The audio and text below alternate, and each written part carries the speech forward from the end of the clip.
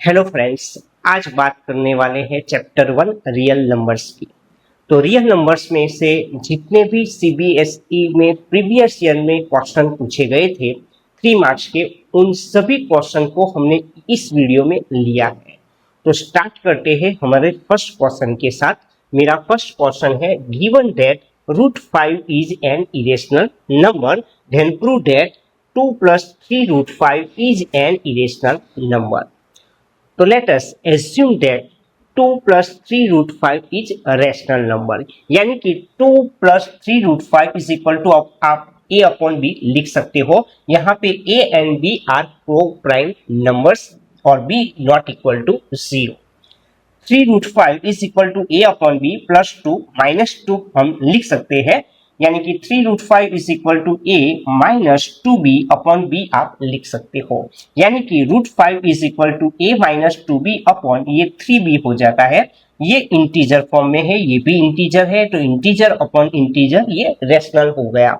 फिर से √5 is equal to a minus 2b upon आप 3b लिख सकते हो। a and b are integer, यानी कि ये पूरा इंटीजर फॉर्म है, ये भी इंटीजर हो गया, यानी कि इंटीजर अपॉन इंटीजर ये रेशनल नंबर हुआ, यानी कि √5 यहाँ पे रेशनल नंबर हम लाए हैं। लेकिन फैक्ट क्या है, √5 इरेशनल नंबर है, means this contradicts, because fact क्या है, √5 इज एन इरेशनल नंबर, यानी कि हमारा जो एजम्पशन है वो टोटली रॉन्ग है। यानी कि we conclude that 2 + 3 √5 is an irrational number. Second question है, फाइंड एलसीएम और एचसीएफ हमें निकालना है। हमें दो नंबर्स दिए गए हैं 336 और 55। यहाँ पे प्राइम फैक्टराइजेशन मेथड को यूज करके हमें एचसीएफ ऑफ एंड एलसीएम निकालना है। तो फर्स्ट ऑफ क्या करेंगे, हमारा जो ये फैक्टर ट्री है उस मेथड को हम यूज करने वाले हैं। 336/2 करने से 168 आपको मिल जाता है। 168/2 करने से 84 मिलता है। 84/2 करने से 42 हमें मिलता है। 42/2 करने से 21 मिलेगा। 21/3 करने से 7 आपको मिल जाता है। उसी हिसाब से 54 को 2 के साथ डिवाइड करो, 27 मिलता है। 27/3 करने से 9 मिलेगा। 9/3 करने से मुझे 3 मिल जाता है, यानी कि 336 का जो मेरा फैक्टर है उसमें 2 1 2 3 4 टाइम मिलता है। 2 मुझे 4 टाइम मिलता है, 3 1 टाइम मिलता है और 7 1 टाइम मिल जाता है। 54 की बात करूं तो 54 में मुझे 2 1 टाइम मिलता है, 3 मुझे 3 टाइम मिल जाता है। 2 1 टाइम और 3 टाइम रहता है। बात करते हैं एचसीएफ ऑफ 336 एंड 54। तो आप देख सकते हो 2⁴ और 2⁴1, यानी कि ये दो कॉमन है, 2 कॉमन है और 3 कॉमन यहाँ पे रहेगा। एचसीएफ में हम क्या करेंगे, 2 का जो पावर कम होता है वो हमें यहाँ पे लिखना होगा, यानी कि 2⁴ है और 2⁴1, तो 2 का पावर 1 ये छोटा है, यानी कि कम जो पावर है वो हमें लिखना होगा, यानी कि मैंने 2⁴1 लिख दिया। उसी हिसाब से 3⁴1 और 3⁴3 में 3 का जो कम पावर है वो आपको लिखना है, यानी कि 3⁴1 आपको एक्सेप्ट यहाँ पे करना होगा। 2⁴1 2 रहेगा, 3⁴1 3 रहेगा और 2 3 जा 6 वो हमारा एचसीएफ रहेगा। बात करते हैं एलसीएम की। एलसीएम निकालने के लिए आपको एक बात यहाँ पे याद रखनी होगी, 2 का जो ज्यादा पावर है वो आपको एक्सेप्ट करना है, यानी कि 2⁴ आपको पहले लिखना होगा। उसके बाद 3 का पावर 3 है तो वो भी आपको लिखना है। उसी हिसाब से 7 का पावर इधर 1 है इधर 0 है, तो मैंने 7 का पावर 1 लिख दिया है। 2⁴4 16 हो जाएगा, 3⁵3 27 रहेगा और 7⁴1 7 मिल जाता है, यानी कि 16 × 27 × 7 करने से आपको 3024 आपको एलसीएम मिलता है। तो ये हमारा आंसर रहेगा। अब बात करेंगे हमारे थर्ड क्वेश्चन की तरफ। तो मेरा थर्ड क्वेश्चन है, उसमें फिर से हमें प्राइम फैक्टराइजेशन मेथड यूज करना पड़ेगा और 260 एंड 910 का मुझे एचसीएफ और एलसीएम निकालना है। तो फिर से यहाँ पे मैं फैक्टर ट्री यूज करने वाला हूँ। 260/2 करने से मुझे 130 मिलता है। 130/2 करने से 65 मिलता है। उसी हिसाब से 65/5 करने से आपको 13 मिल जाता है।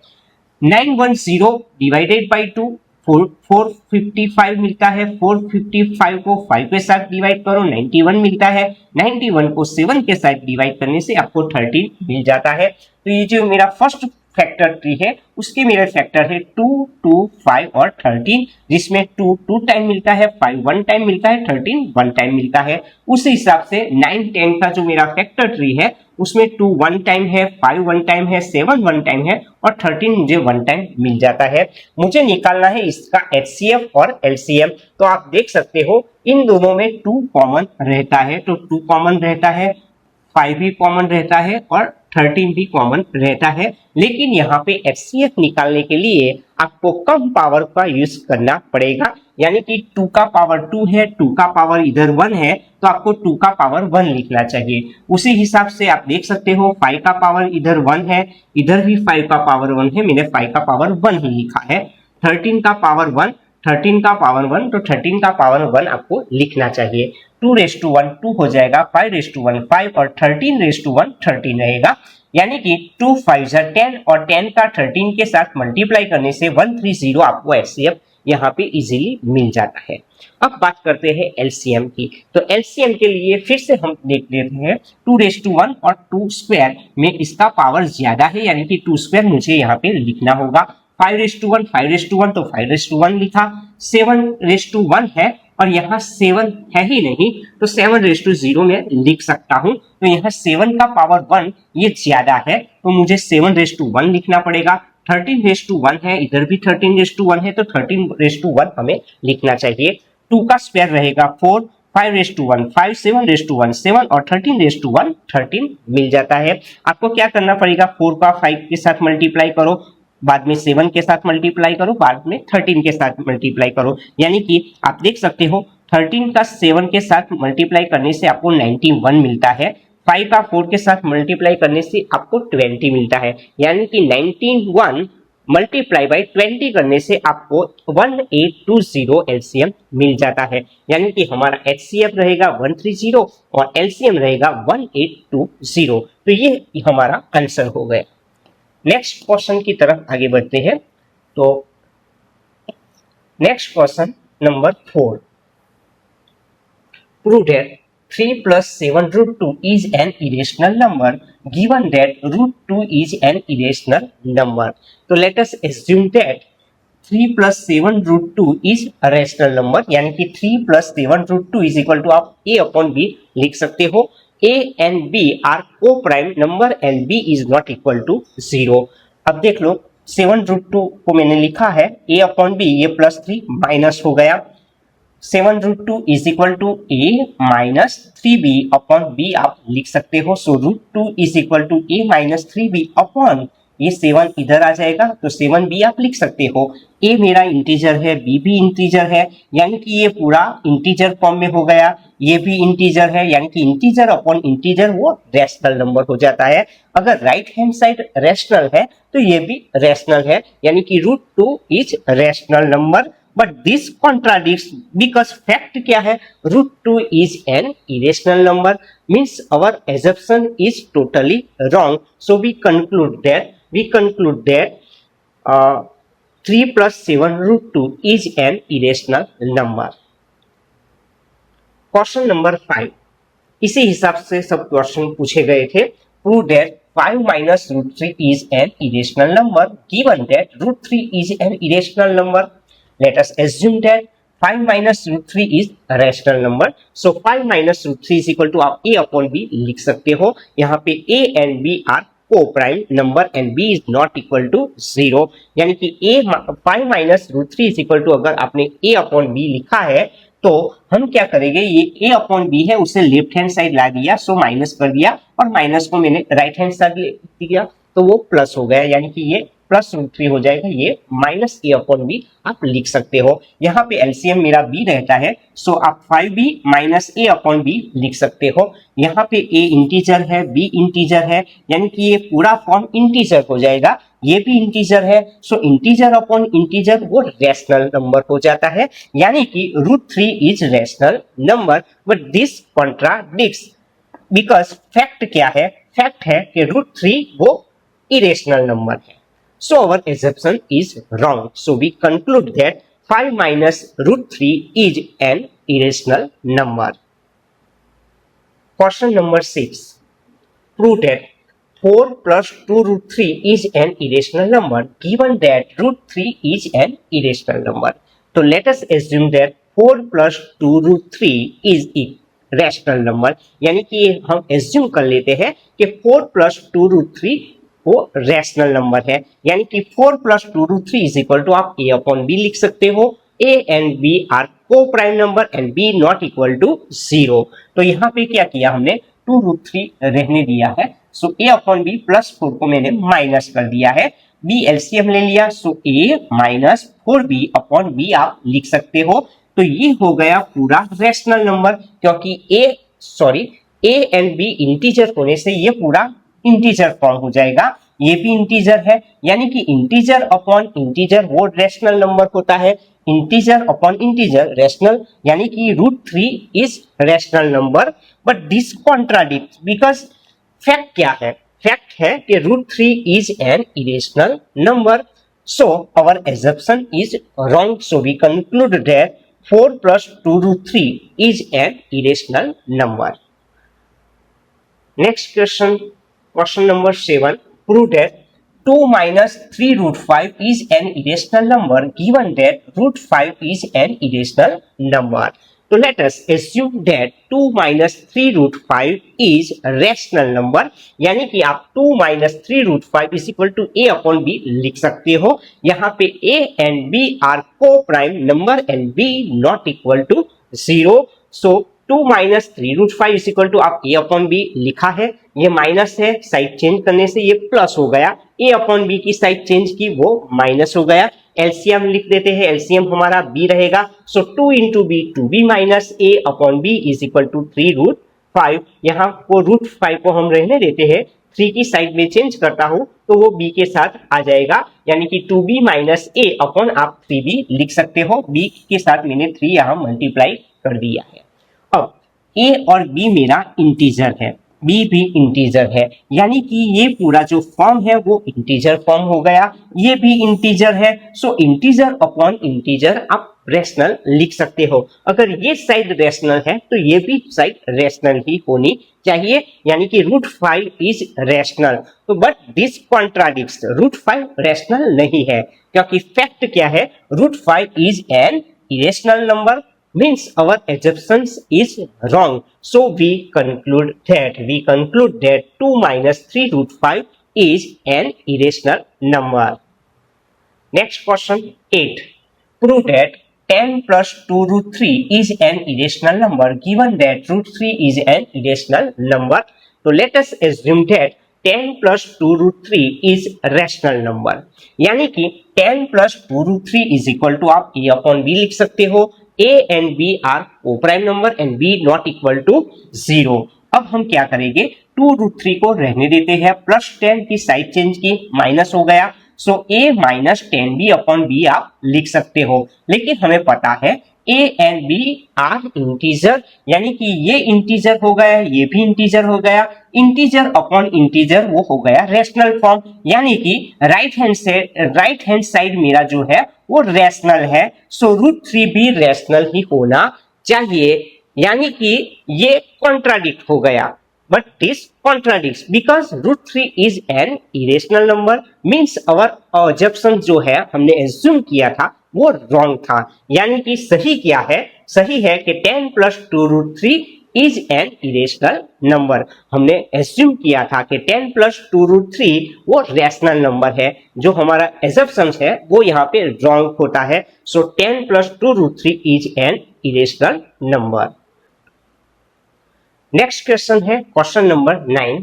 Given that root 3 is an irrational number, 5 plus 2 root 3 is an irrational number, ये हमें प्रूव करना है. तो let us assume that 5 plus 2 root 3 is rational number, यानी कि 5 plus 2 root 3 is equal to आप a अपॉन b लिख सकते हो. यहाँ पे a and b are coprime number and b not equal to 0. अब हम क्या करेंगे, 2 रूट 3 इज इक्वल टू आप a अपॉन b, ये प्लस 5 है, माइनस 5 हो जाता है.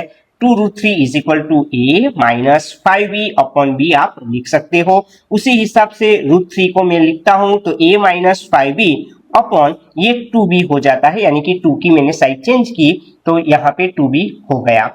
अब आप देखिए a इंटीजर है, b इंटीजर है, तो ये पूरा फॉर्म इंटीजर हो गया। यहाँ पे b इंटीजर है, सो ये भी इंटीजर हो गया, यानी कि इंटीजर अपॉन इंटीजर वो रैशनल नंबर होता है, यानी कि राइट हैंड साइड मेरा रैशनल नंबर मिलता है। मीन्स कैन √3 रैशनल हो जाएगा, but this contradict because fact क्या है, √3 is an irrational number. √3 is rational number हमने प्रूव किया, but this contradicts because fact क्या है, √3 is N irrational number, means our assumption is wrong. So we conclude that 5 plus 2√3 is irrational number. Next question number 10.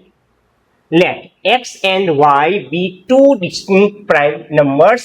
P is equal to x square y cube q x y raised to 4 r x 5 y square. Find the HCF and LCM of P Q R. Further check HCF into LCM is equal to product that integer or not. तो पहले हमें HCF निकालना है, LCM निकालना है, और ये जो रिलेशन दिया गया है HCF और LCM के बीच का वो यहाँ पे चेक करना है। तो थोड़ा यहाँ पे आपको ध्यान रखना है, ये बहुत सिंपल क्वेश्चन पूछा गया था। P is equal to x square into y cube दिया है, Q हमें x raise to 1 y raise to 4 दिया गया है, R equal to x raise to 5 into y square दिया गया है। तो अब हम PQR का HCF निकालने वाले हैं।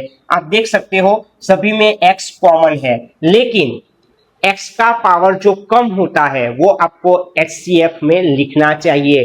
तो x का जो पावर 1 है वो मैंने HCF में लिख दिया। उसी हिसाब से y का पावर 3, y का पावर 4 और y का पावर 2 है, लेकिन y का पावर कम जो होता है वो आपको यहाँ पे लिखना है, यानी कि y का पावर 2 मुझे यहाँ पे लिखना चाहिए। सो HCF ऑफ PQR मुझे यहाँ पे XY स्क्वायर मिल जाता है। अब बात करने वाले हैं LCM की। तो LCM के लिए आपको जो ज्यादा पावर होता है वो ध्यान में लेना है, यानी कि x का पावर 5 वो मेरा LCM हो जाएगा।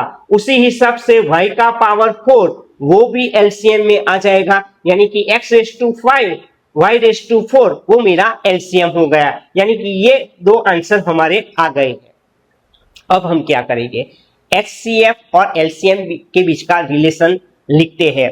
तो हम क्या करेंगे, HCF of PQR into LCM of PQR करने वाले हैं। तो देखो HCF ऑफ PQR मेरे पास क्या है, XY स्क्वायर मैंने लिख दिया, LCM मेरा क्या आया, x raise to 5 y raise to 4 आया है। अब देखो x का पावर इधर 1 है, इधर 5 है, तो ये x रेस टू 6 हो गया, इधर y का पावर 2 है, ये y का पावर 4 है, तो y रेस टू 6 हो गया, यानी कि HCF और LCM का जो मल्टीप्लीकेशन है वो x raise to 6 into y raise to 6 मुझे मिल जाता है।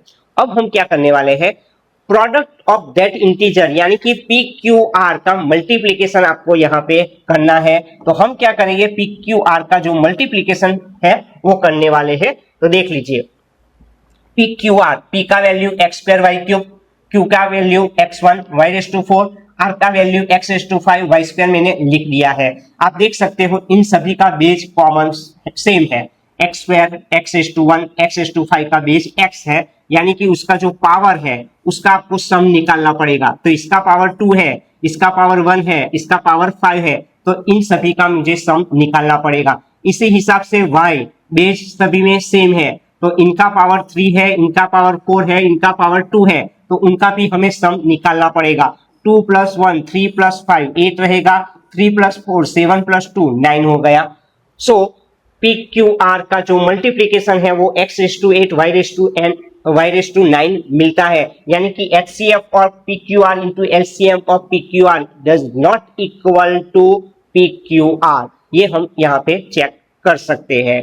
अगर आपको ये वीडियो पसंद आया है तो जरूर से इस वीडियो को लाइक करना, साथ ही में अपने दोस्तों के साथ, अपने रिलेटिव के साथ इस वीडियो को आपको शेयर करना है और हमारी चैनल को सब्सक्राइब करना है।